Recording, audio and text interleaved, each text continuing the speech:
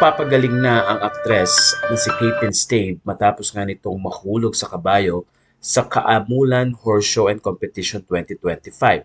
Narito ang kanyang naging kwento.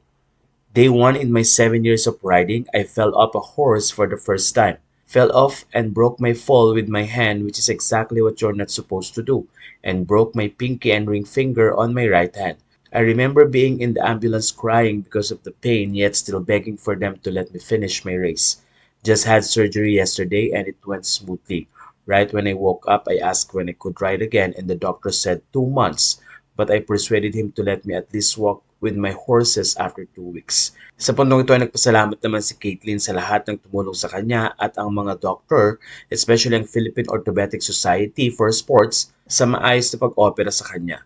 Ayon kay Caitlin, big thank you to Tito Doc Benedict Valdecanas, the former president of the Philippine Orthopedic Society for Sports Medicine, for operating on me, my family, for helping me, Tito Doc Herson Q for my initial checkup immediately after my fall, everyone who tended to me on the racetrack, Kaleo for being the best horse, and to those who reached out checking on me, sorry if I haven't replied yet.